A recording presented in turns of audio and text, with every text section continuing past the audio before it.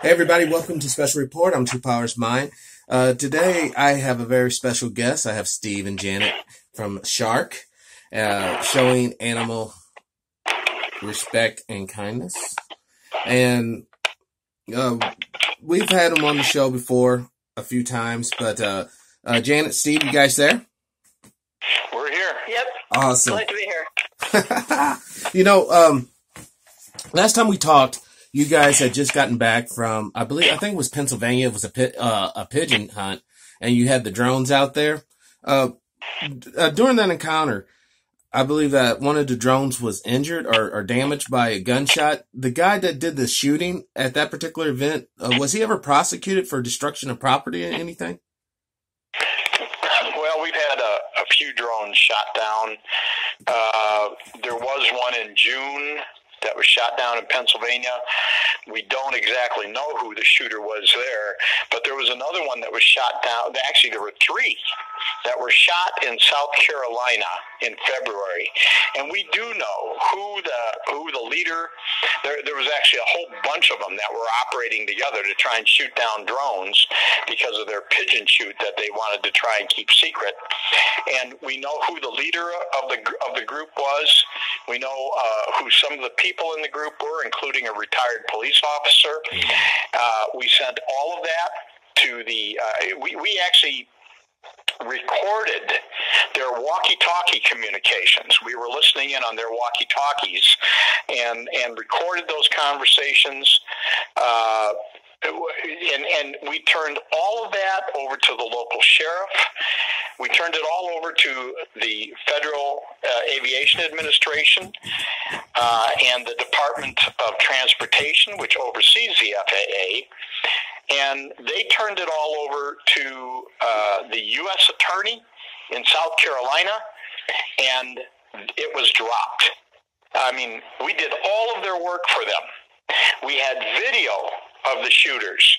We have their communications. We have the owner of the property who led this gang of thugs on a police body camera admitting that he had a guy out there with a rifle for the drones, and the U.S. attorney refused to prosecute. Wow. See, this is what I was talking about on the show the other day. Do we want to live in a country, Steve, where certain people with privilege and power can do heinous things and the peons just have to accept it? Because it seems like that's what's going on. That is the country we live in today. I mean, there is no question about it. That is the country we live in. And we have to change this. No more can we just sit by and just say these slogans, freedom and liberty and justice. And it's hollow. It's hollow as an empty beer can on the side of the road. There's nothing there. I say that we are a great people, not like great, better than anyone else, but we're civilized to the extent that we could build a better nation. And I believe it really does start with calling forth a new constitutional convention to where we truly address animal issues, we truly address social issues, and we truly address gender issues, and not in the spirit of the founding fathers, because let's not be misguided here. We have a great opportunity to right a lot of wrongs. And that's one thing I really do admire about you guys' work over there at Shark. These animals cannot speak up. They cannot say, hey, they are abusing me over here. Hey, they are dehydrating me and then forcing me out of this cage to be shot. They cannot tell us these things. And if it was not for brave men and women of you two and your team going out here and physically documenting this on the video, most of us would be totally oblivious to this is really going on. Well, I think the biggest problem at this point is that we citizens have got to take more of an active role in making the change that we want. Yes. We have to be the change that we want. It's a saying, but it's true. And I know I personally am so frustrated with the animal protection movement. If I could, I'd get out of it, but I'd be abandoning the animals, so I can't do that. But I'll tell you, I am so frustrated with it because at this stage of the game, that movement is so rife with corruption and profiteers and outright scam artists that I have made it my I've already got my New Year's resolution, and that is to turn a very hot flame on the animal protection movement. Wow. That at this point is little more than a fundraising machine. There are some good groups out there, not many. There are some good groups out there. There are some great individuals, but for the most part, this has become a scam. And I don't.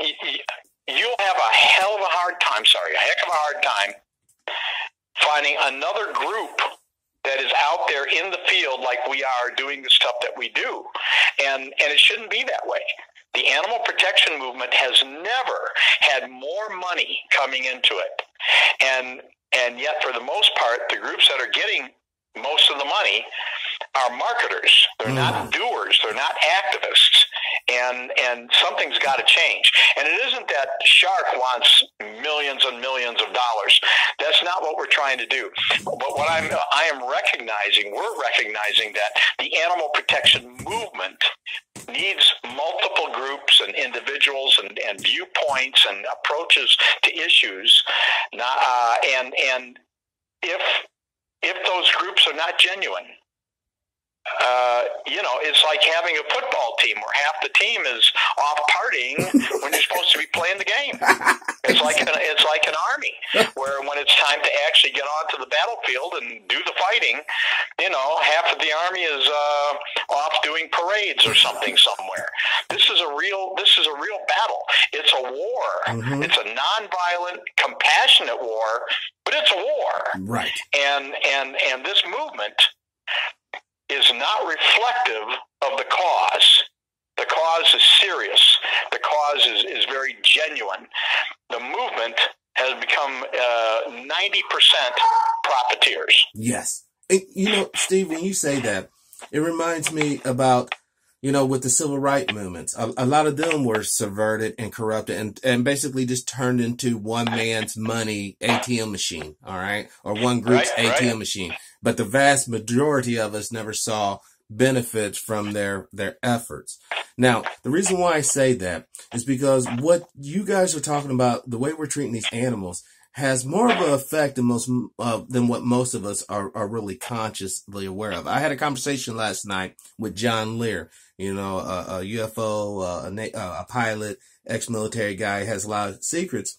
And, if an alien race was looking at us now and just judging us based upon our behavior, you'll see why we are locked here on planet Earth. We're cruel to animals. We're cruel to each other. We lie. We cheat. We steal. We take people's land. It's a horrible mess. But Steve, I'm telling you, the good that's in you and Janet and your team and other people out there, the majority of humanity has that same good. I just think we have to have these conversations to bring that out of people, to get people focused in, because people are desperate, Steve. People are wanting to change. Really, the young people are truly wanting to change. It's just that most of the idiots that they have as leaders are asking them or suggesting that they change in the wrong way, or a really counterproductive way to really seeing true change happen. Because right now, if we can stop these animal confinement operations, just think what type of positive impact that would have to the local environment, as far as the amounts of feces, the amounts of urine, the vats of antibiotics, and all that stuff's going into the soil and into your rivers and aquifers underneath the groundwater.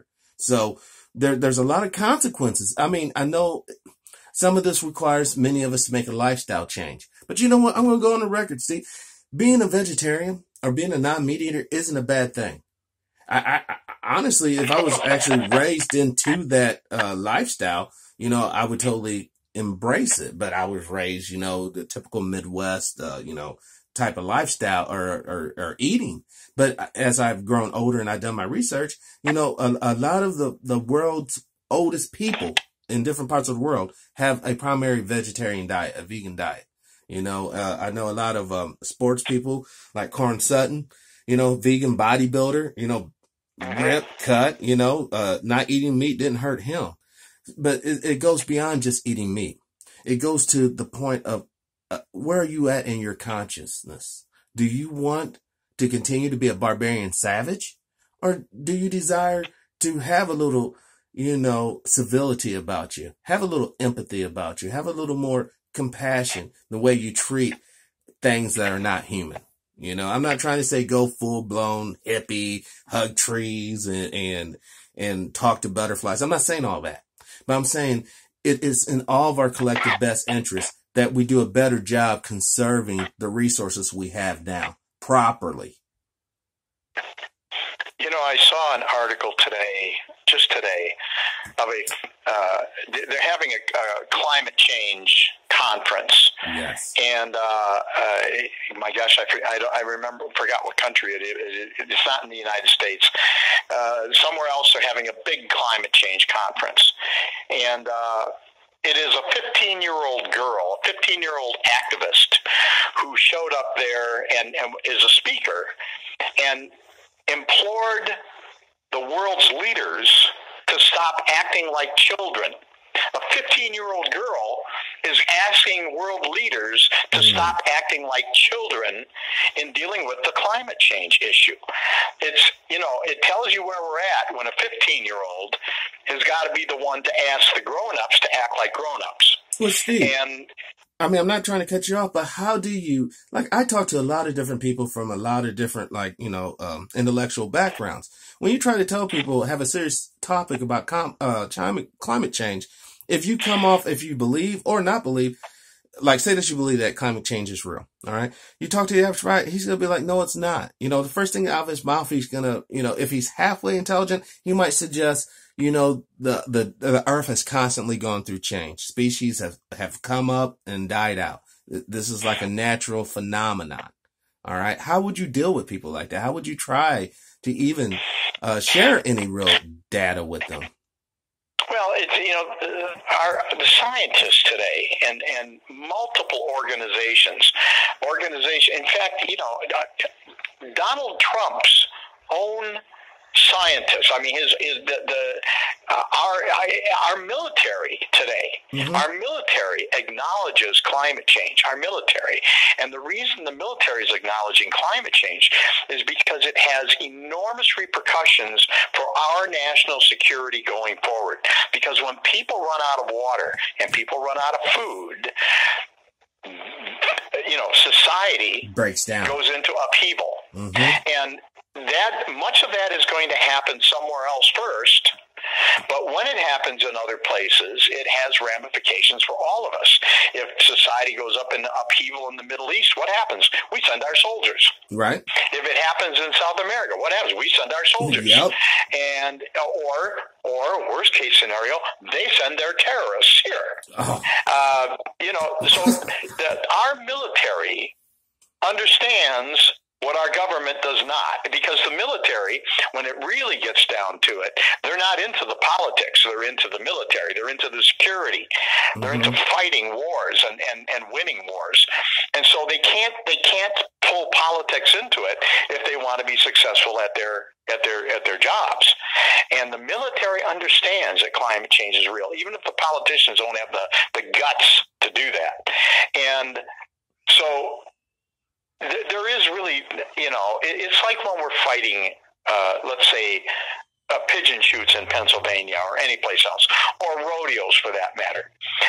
It isn't really that the rodeo people have one opinion and we have another, or that pigeon shooters have one opinion about pigeon shooting and we have another. We actually both think the same thing about pigeon shoots. That's why we chase them, and that's why they run and hide, because we both have exactly the same opinion about pigeon shoots. The people involved are cruel, and they're cowardly, and they're corrupt. That the police and the government that protect them are cruel, cowardly, and corrupt. And that's why, the police will try and pull shenanigans on us, drum up for bogus charges that we have to fight and win, and, all of this. So really the climate change, I just saw where a reporter was literally followed this, the U.S. representative on the climate change issue for more than 5 minutes while he was literally trying to run at points to escape her. Simple questions like, why is the Trump administration advocating fossil fuels, and why did we pull out of the climate change agreement and all this kind of thing? And he's literally on the run and will not respond to her. This is one of the reasons why, although in most of my adult life I was a Republican, I will never vote Republican again. Because these people are when I see somebody running from somebody else who's just asking basic questions, that person is a coward. Yes. And that's not the way that we're going to deal with today's issues, by literally running away when the whole reason that you're there is to discuss the very issue of which you are being questioned. And when I say I'm a Republican, some people, how can you be a Republican? I could be a Republican the same way I could be a Democrat. A Republican claims to believe in small government, but you can be a compassionate Republican. You can try and lift up the people who need help so that they can become as strong as you are economically, socially. You know what I'm saying? Yes. And a Democrat can be responsible. A Democrat can say, and it sounds almost exactly the same. It is the same. A Democrat can say government needs to help people when they need a helping hand so that they can become strong, both socially and economically. Democrats and Republicans used to be just a little bit different from each other, very little different. One leaned a little one way, one leaned a little the other way. Today, both sides, I think, are part of the problem. Right. The corporate problem. They no longer work together, and many of them are on both sides are corporate shills, and very few of them are actually working for common cause, for country. It's for political parties, it's for political payoffs, it's for political power, and our young people, they need to understand. Do we get to use rough words here or not? Yeah. Total freedom of speech. Last place. Our young people need to understand the shitstorm they've been born into. They have been born into a shitstorm. And it's best, some people want to raise their kids not really understanding how things are. Right. They say, let them be kids when they're kids. You know what? My kids, I raised them this way. My kids, I want them to know what things are really like. Yes. So that by the time they're and at a fairly young age, able to fight, that they're already fighting. Because God knows that today's adult world is not building for the next generation. As far as I'm concerned, the only reason that this generation, my generation right now, should be hanging around is to try and make a better world for the generations that follow. It's the only reason, the only thing that we should be doing right now. Building up for ourselves, for what? Build up for your young people, for your next generation and the generation after and after that, and you'll automatically be building for yourself. Yes. That's an automatic process. But if you're only building for yourself, that does not automatically build for the future generations. And that's what we're at. That's where we're at. Thank the baby boomers for all that debt they incurred after World War II that we're dealing with right now. John told us last night, $21 trillion went into the Pentagon since World War II. $21 trillion went to the Pentagon for various weapon developments and scams and gags and bobbles and all that. And now look, think about it. Think about it, Steve, what we could achieve as a nation if we just would have invested that $21 trillion into education, into infrastructure, into actually tightening up our national parks and opening up land so people can kind of immigrate out of the city so we don't have all these cluster of people everywhere. We could have had a true, vibrant nation. But once again, like you said, people are always playing the game for what's in it for me. What's in it for me? They'll get the money, then they'll die, and the money goes right back into the system, and it just keeps on perpetuating itself. Well, what we've got a country and a world that today nothing works. Government doesn't work for the people. The the medical industry doesn't work for the people. Right. What works for us anymore? Yeah. I mean, there are certain individuals that have got more money than they'll never know how to spend, and yet they never ever have enough. And but our societies are crumbling. Our infrastructures are crumbling. Our environment is crumbling. Mm-hmm. Our bodies are crumbling from pollution. We got real problems here, and Lord knows this generation. You know, people that 20, 30 years ago, I fought alongside to try and improve things for animals. Mm-hmm. So many of those people today are nothing but corporate shills. I mean, I was on the front line with these people. I knew these people. They're people who, I can't believe that they've turned into what they've turned into. And our young people, I guess that's just the way humans work. That they get older and they get selfish and they get stupid and we're supposed to become wise as we become older, but the generation I'm watching only becomes more selfish. Right. Because selfishness, Steve, pays. That it pays the bills. Being selfish, being a jerk to everybody, being Mr. Greedy, hungry hippo businessman, mine, money, all mine. Yeah, at the end of the day, they're quite what we would consider wealthy economically, but on a spiritual or interior side of them, they're very empty and in pain. That's why you could hear people say, I want to cut welfare. I don't want to see those welfare people out there. And then in the same breath, but I still don't, mind giving away all my money, to the government in taxes, as long as it's going towards the wall or something negative or towards making more weapons. The problem is we have been herded like sheep into such a state of fear that we're so eager to give up our rights. Like you just said, there are police officers out there right now, basically being the vanguard or the shield for politicians, judges, lawyers, businessmen, and this is pertaining to pigeon shooting, to go out here and murder animals. All right, and that's what they're doing. They're not hunting. They're not feeding their family. They're not doing that. They're murdering these animals. Okay, those police officers, didn't they take an oath to basically uphold the laws? So if there's animal cruelty laws in those regions, each and every one of those police officers should be taken off the force and brought up on charges of dereliction of duty, because they're being a derelict to their duty to the community. Forget their loyalty to the sheriff or their loyalty to the judge or their loyalty to the little administrator of the city. The first loyalty is to the people. And you said something very important, Steve. What works for the people anymore? And the sad thing about it, the one thing that should work for us isn't, and it's our government. Both federal, state, local. All three of those. We've got real challenges here. I don't know that we're going to get over them. But what I do know is that, those of us who have got the stomach for fighting the good fight, fighting it in a way that is nonviolent and that the heart of it is not greed or hatred. And sometimes it's hard to keep that hatred part out of it, because, boy, some of these people are so contemptible.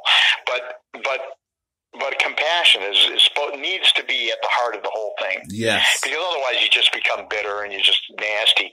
But the bottom line here is we're fighting desperately for a better world, not for ourselves. Forget about us. If we're getting the job done for our children and their children, or if you have no children, the next generation and the generation after that, you're automatically taken care of.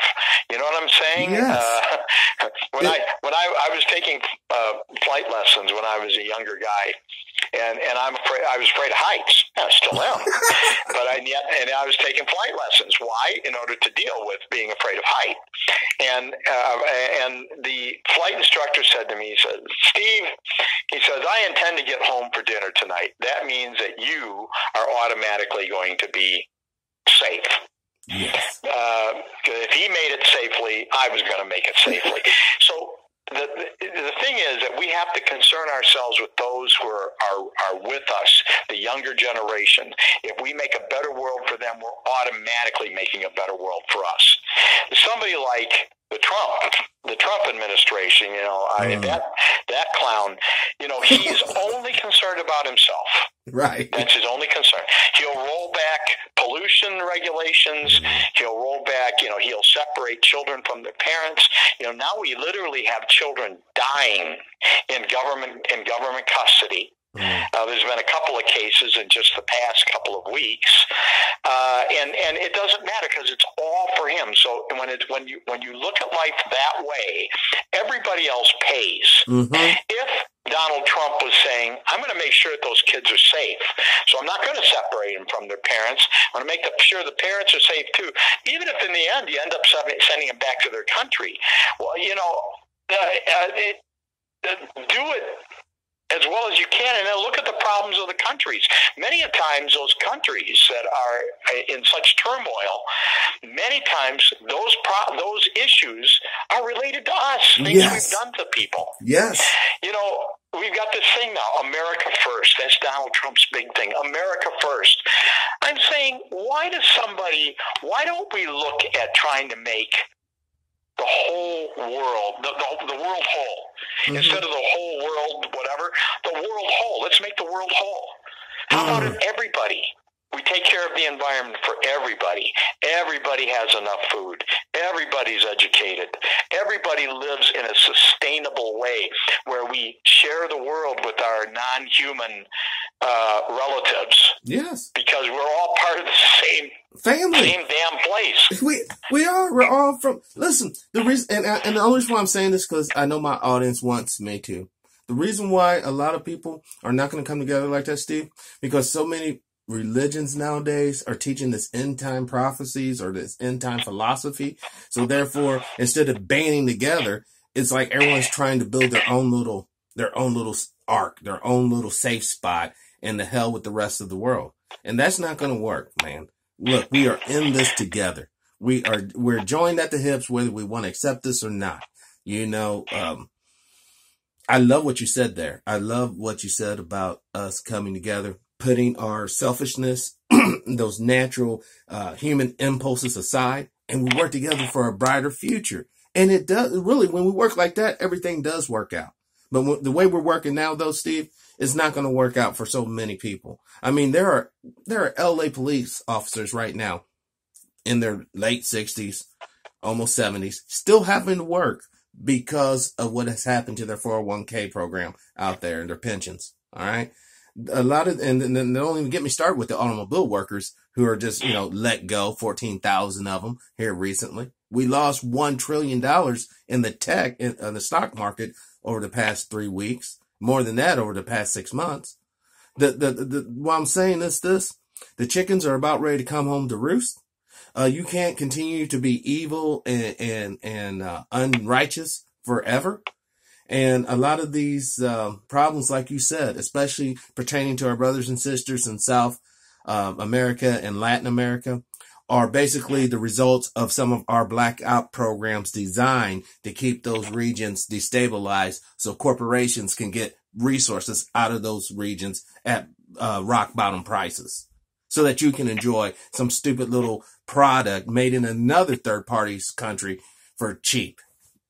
And that's the destruction.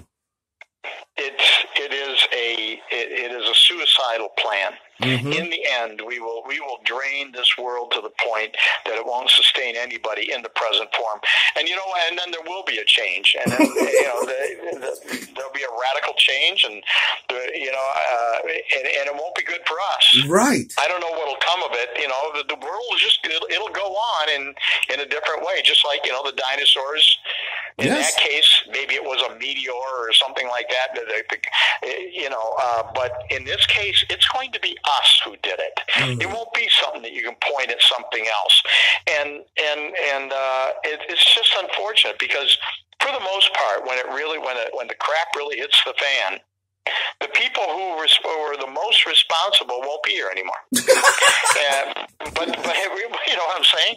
But the point is, we're allowing it right now. We are allowing it, and I, for one, I'm not up for that plan. I'm just not up for it. Hey, and I'm standing with you, Steve. I'm standing with you. I'm going to fight this stuff till my last breath. It's just, and it's not that I don't like money. You know, I own a small company, and I have employees. And believe me, I like money. I like money just fine. Although I try to live a pretty modest lifestyle, but it isn't that I don't like money. You know, the idea of having a fancy race car or something like that, which I used to kind of indulge myself in my younger years. But so I could just take $1 an hour from each one of my employees and put that in my own pocket, and it would add up. It would add up very nicely. But you know, those people are out there working. Yes. I mean, they're working hard. They sweat. They're tired at the end of the day, and they're trying to provide for families. And I mean, I'm happy with the fact, in spite of my would love to put more money in my own pocket, I'm happy with the fact that those people are able to take care of their families a little bit better than my competitors. Yes. I pay more than my competitors do. And as a result, but here's the positive part of it. I get really good, really loyal employees. Yes, you do. You know, and they're with my company for years. There's a whole bunch of them who came on when they were quite young, and they're in all likelihood going to retire with that company. And they know that. I know that. That gives me security, and you know, I sleep better at night with that. And they know that, so they do their best job, and they don't cotton to anybody else who's going to not do as well. They want everybody. It's a team effort. They want everybody to be pulling together the same way in good, honest work. Yes. And so we all end up happy. Could I put a few more dollars into my pocket? Yeah, but it's not worth it. No, and you know what the beautiful thing. This is not me over them. This is, let's take care of all of us. Yes. Now, let's everybody do well together. But that mindset's not prevalent out there in the business world, Steve. That mindset that you got there, I mean, besides Brian Furman of B's Crack and Barbecue in Savannah, Georgia, you know, most business owners I know are the type that would take the $1 out of the employee's pocket and put it in theirs without a second thought. Yeah. It's not a good plan. And if companies would do it that way, and then if governments, like I say, we don't have to be a rich nation by literally sucking the blood out of other nations. That's just a vampire. Yes. And that's not the way things are supposed to work. We should be not American first, but America, you know, working hard with all of our neighbors, with everybody on this planet. And, you know, when that happens, and when you make real efforts to bridge rather than create gaps, you know, even with our opposition, sometimes it doesn't happen with pigeon shooters because they're really mentally unbalanced people. But even sometimes with rodeo people, we've been able to make bridges, and you could almost call them friendships.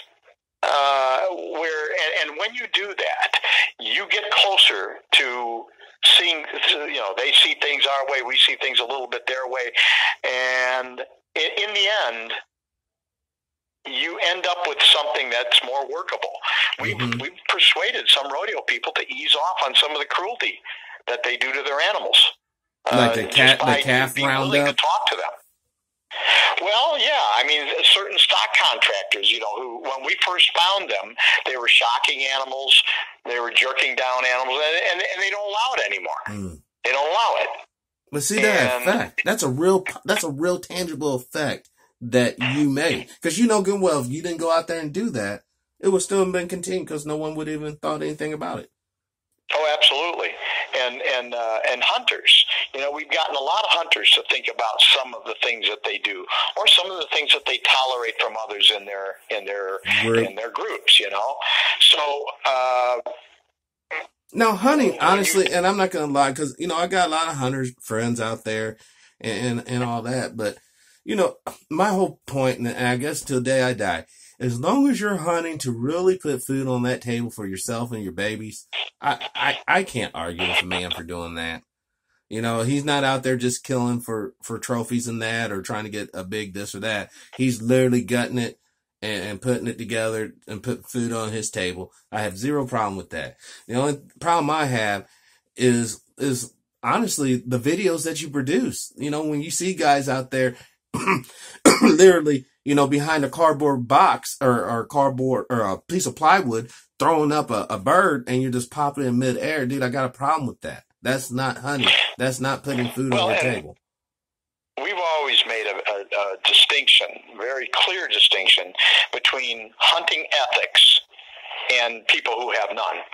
And, we're not here to support hunting, but it's like the difference between a guy who's got a few parking tickets and a guy who's a drunk driver who kills people with his vehicle.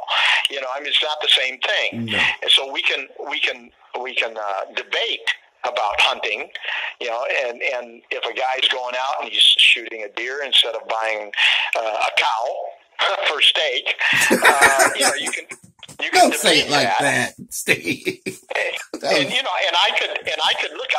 I could, being a former hunter, I could sit in the hunter's role and I could make his argument for him. Yes. I'd be able to make it better than he does. Yes, you can. Because I've been there. I've done it.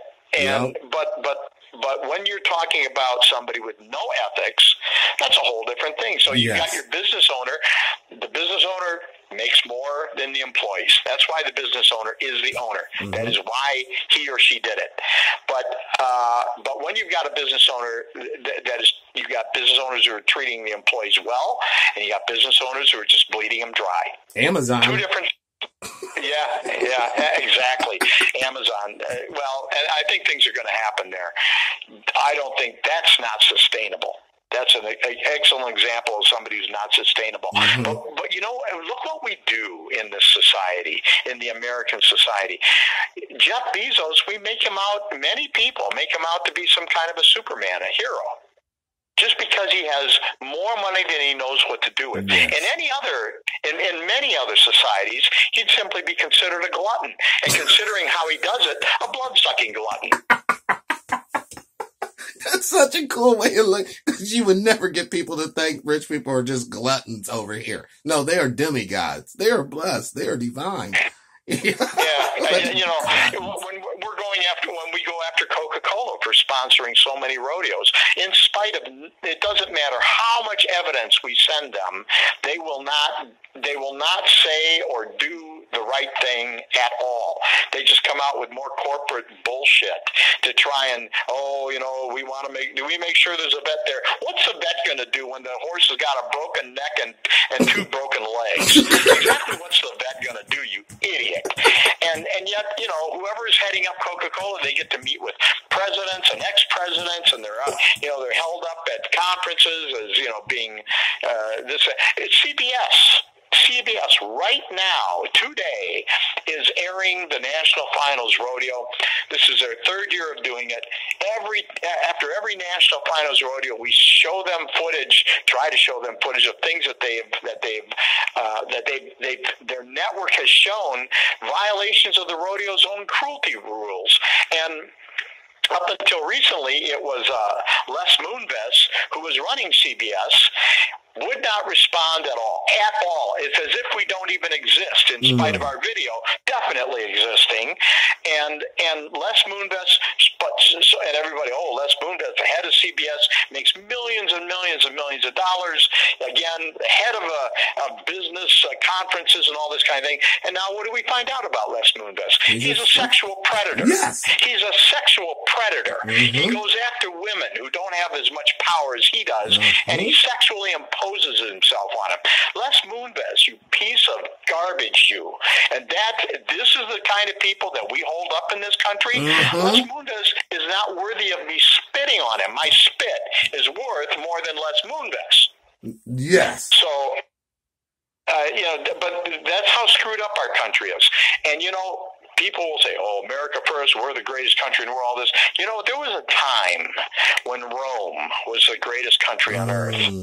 There was a time when Spain was the greatest country on earth. And they absolutely swooned in their power and their prestige. And where are they now? Yes. And you can name country after country and people after people who had their chance to shine. And when that shining is all based on arrogance and consumption and greed and irresponsibility and self-serving, they all go down. Yes, they all go down. They all do, and that's so beautiful. I love it because everything you said has been true. And if people think it won't happen to us, oh, it will. Then they're just delusional. Yes, but you know what? And this is because I was talking to a buddy of mine, older guy, and I don't know how it came up, just having a few drinks, and we were talking about the Federal Reserve, and I said, it's not federal because we were talking about money, people not working and shit. And I'm like, don't you think it make more sense if America, the United States, would print its own money instead of private company printing the money for us? And he was taking a sip. He stopped. And I was like, the Federal Reserve's not federal. And he's like, well, no. And he just kind of waved me off. He didn't say neither. No, he just kind of waved me off. I was like, Google. He's like, no, not everything on the internet. So it ultimately had to end that conversation. All right. And that's the problem there, Steve. People are not getting the basic concept that we're all being played. We're all been played and duped. All right. There's only two ways to look at this thing. Either we want a country built on righteousness, and you can determine righteousness however you want, but the most, basic deal is for truth and justice. Or you can have a country based on unrighteousness, and that's everything else. And we, look, I hate to say it, we have a unrighteous situation going on because, for one, that we don't elect our leaders. It's those electronic voting machines. That's what's doing it. All right. For two, if we try to protest or anything, we're just going to get beat down, and no one wants to do all that. And for three, and I do want to ask you this before we go. If you have any younger employees, the younger people, their attitude is so drastically different than like previous generations. It's like they just, a lot of them just don't care to even want to change. Well, go ahead, Janet. You got to turn your phone on.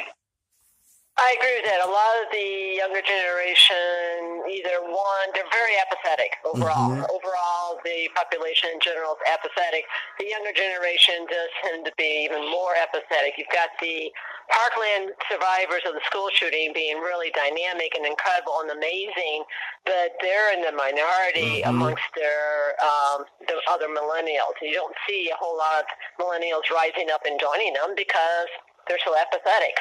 Yes. I don't know if it's because they just give up on the whole situation or they're just so self-absorbed they don't care. There's a number of things you can kind of try to point to. Poor upbringing, the self-indulgent, self-absorbed upbringing from their parents and all that kind of thing. So that's a real problem. Well, I hate to be contrary with the two of you, but I grew up in the time of the hippies. I was a little bit young for that, but I was on the young end of it, but it was there. The hippies were definitely not interested in business, and they were going to create a whole new hippie society, right? And so I think you could call that apathetic. They were against the war. I mean, hell, there's a whole bunch of them who didn't want to go and fight in it. And so there was a little self-serving thing there, and I was one of those, by the way. I definitely did not want to go and kill people who I had no beef with. So you remember Kent State? You lived through Kent State? Like you was old enough to really remember that event? Absolutely. So,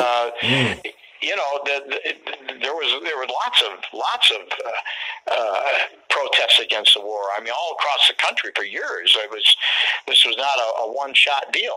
So they were apathetic then. I remember at one point hearing a speech, some of the words of a speech that was, you didn't know who told it right away, but about the youth of the generation, that they just didn't have the values of the society and all that. It turned out that the speech was given by Adolf Hitler. Yep.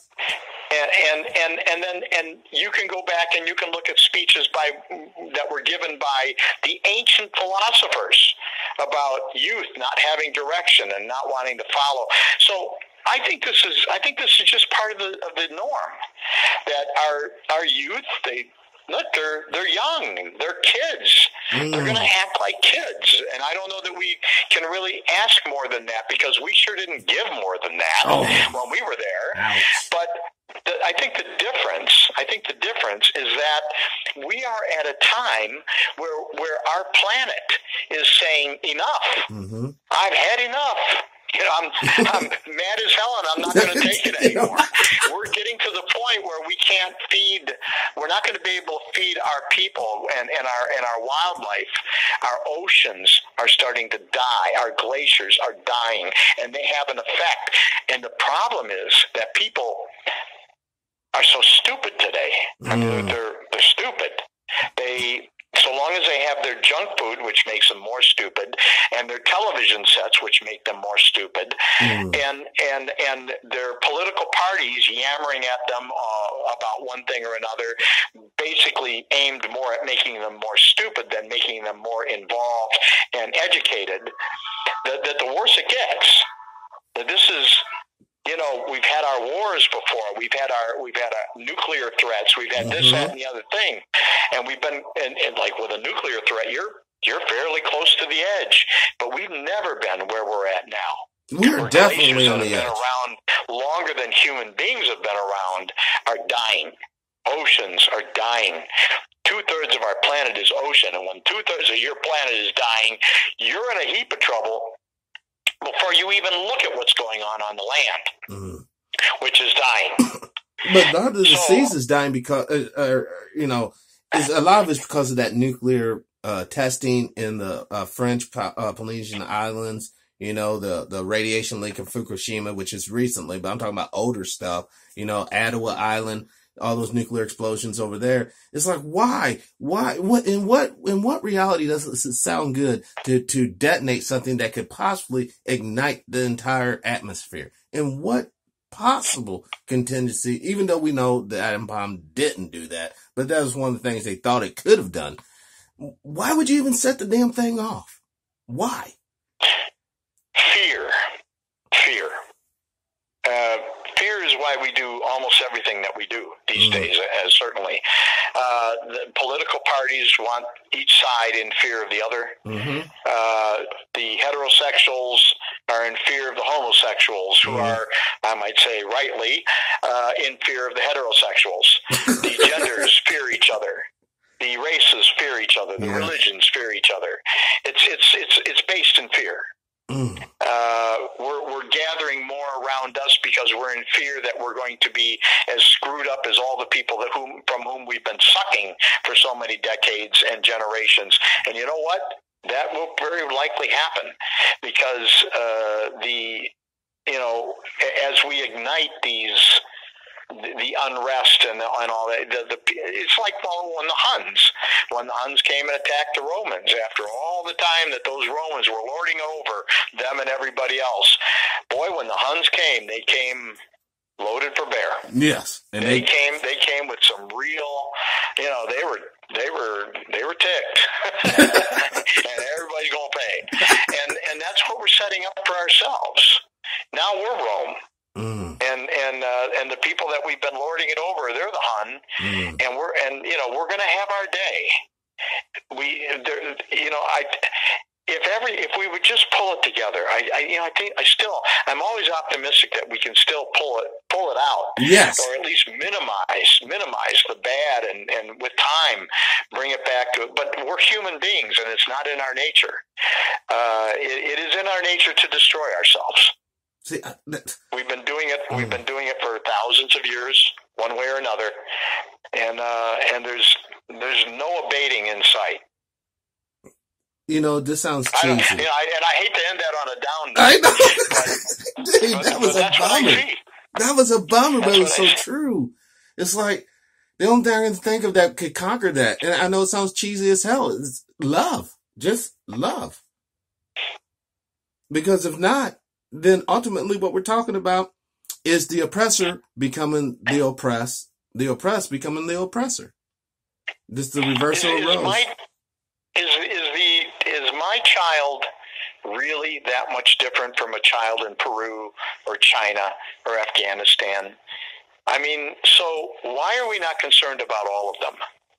Because we have natural fear and hate instilled in us in a young age that they're not in our group, so we don't need to help them in any way, shape, or form.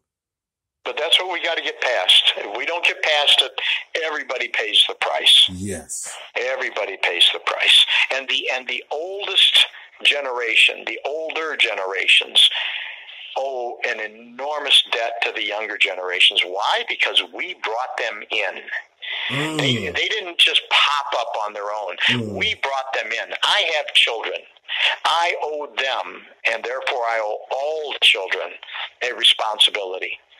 I owe it to them to give them a planet that is better than when I got it. And so far, we collectively have absolutely, we have walked away from that responsibility. Mm-hmm. We have defaulted on that undertaking. We've failed miserably. And unfortunately, all I can do is what I can do, and try to work with like-minded people. We're doing that, and we will constantly. We'll try to do better every single year. We try to do better, but my outlook for this end game is not good. It's really. I'm sorry. I wish I could be more positive, but I don't see it. I mean, no. The honesty is what we need right now. We also need your the website and your Patreon or any way people can donate. Get you some more buns in the treasury there, so you guys can get more equipment and more stuff. Well, our website is Shark Online, just one word, Shark the Fish Online.org. Patreon, I'm not even sure, and I should. Head of the group, I should know. I don't. I'm a better frontline person than I am a group head. I'll tell you the truth. I've been trying to get somebody else to run this group for years and years. Nobody wants to do it. There's no pay. You don't get paid, and the job sucks. I want to, my camera is my replacement for my gun back when I was a hunter. I want to take my camera and I want to go hunt animal abusers, and I don't want to run the group, but nobody else wants to run it either, so I get stuck with it. and I don't know my Patreon account. Well, that's fine. I'll do some research. I'll put it down in the description on this video. Well, I do appreciate it very much. Well, the first time I came across your video, it was a viewer that sent it to me, because where I got, and I just saw it, and, I'm not even gonna lie, that first weekend, I sit there and binge watched your channel, it was like just one after the other. And it's like, I tell you, after about the 7th video, I started feeling so personally guilty. You know what I'm saying? Because, I've engaged in hunting. I've been to, a couple county rodeos and all that. And, I come from a rural kind of backdrop there. So it's like, it was almost like, at first I was like, it was kind of like attack on like my society, the way I kind of live. But then as I kept on watching it, and I'm like, you can only see so many birds with blood coming out of their head and all that before you're like, no, this here is not right. This isn't no attack on no society. This is a ugly side to the society. And the sad thing about it, those same old boys that would do that to a bird, they'll do it to another human underneath the right circumstances. Oh yeah.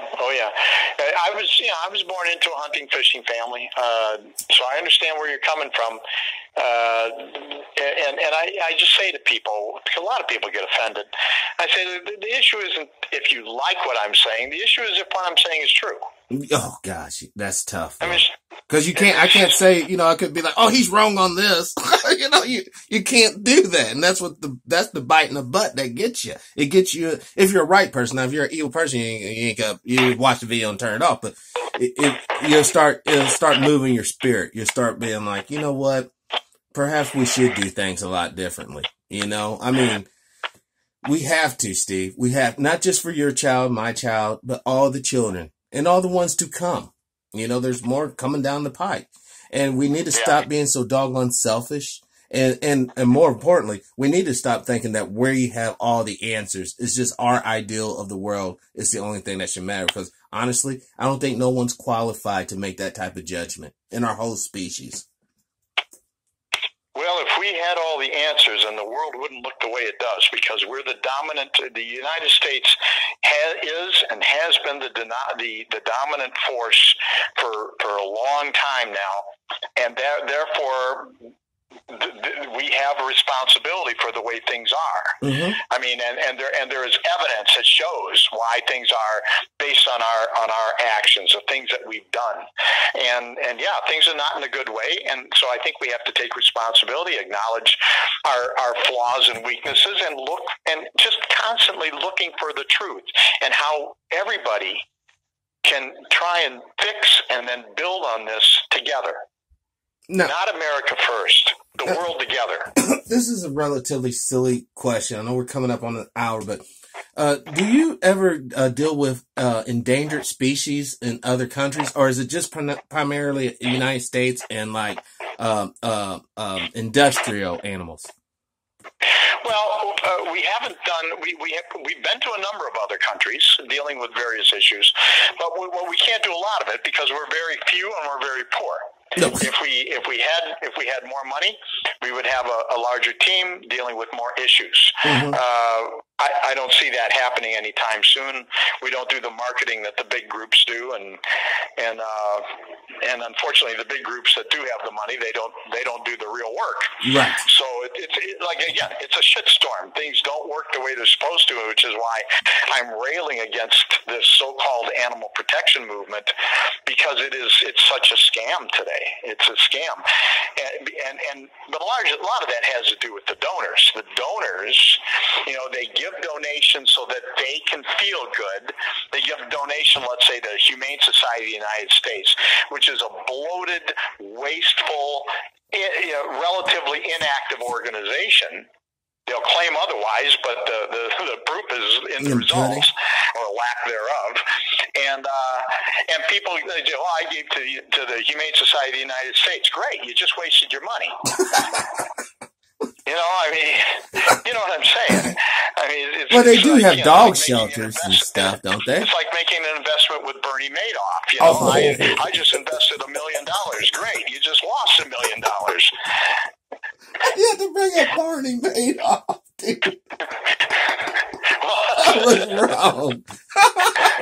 I'm just talking about two different scammers. Oh God, he was a scammer and a half, dude. He was a scammer. Woo. I'm sorry. And he pulled it off for years. People thought they were just flying high until the bottom drops out. And that's how we're going to be. That's the world we're living in today. We're flying high until you realize, holy jeez. It was just a shoestring that was holding us up here all this time. I thought it was a steel girder. Everybody's just imagining. Oh my gosh! And reality sets in. Reality's a bitch. It is, and a vicious one at that. So what's your next? Where's your next operation? What do you have any other things coming up, or rodeos, anything like that coming up? Oh, lots of rodeos. The pigeon shooters, we've driven them so far underground. Our biggest challenge right now is trying to find them. Oh, and wow. trying to get humane groups to help us find them, because we're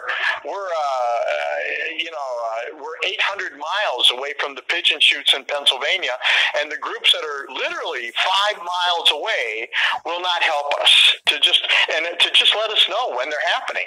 But that's all we're asking, and they will not help. It's amazing. It's just incredible. One of the things that we've done is we're getting hovercraft. We've got one. We're hoping to get a second one. Hovercraft to help with disaster relief. Wow. You ever watch, when the hurricane comes through and you see these people, they're wading through toxic water, chest deep toxic water. And I said, what the hell are these people doing that for? What are they wading around in shit water, chemicals and all this kind of thing? They can get a boat. But the problem is, you got the next couple blocks here are flooded, and then you've got road, and then you've got flood, and then you got road. Well, a hovercraft goes over all of them like nothing. It just zips. And so if you're trying to move people, rescuers, or animals that are rescued, or supplies for those animals, or those people for that matter, get a hovercraft. The car can only go on the dry land. The boats can only go on the water. The hovercraft can go over both. That's so terribly simple and genius. That's genius. Yeah, you haven't seen any of our hovercraft stuff yet? Not yet.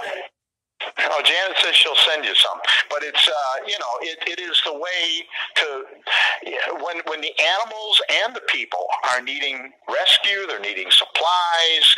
You don't have as I wrote to some of our supporters, wading chest deep in toxic shit water may make for a good photo op, but it's not a way to conduct disaster relief. Oh my God! So if you want those people there now, you want the supplies there now, you want the animals out now, and so you move things, and the hovercraft is a way to do it. I'm going to ask you this on behalf of my cousin Jane Elliott. Is there any way you can take a look into the pig confinement situation in Iowa? North Carolina, it happens in a lot. Illinois, it happens in a lot of places.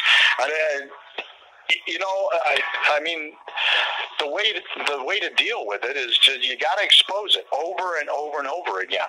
You have to do it for year after year. And that's what gets people. Here's the thing: there is no easy answers. And this is what turns people off.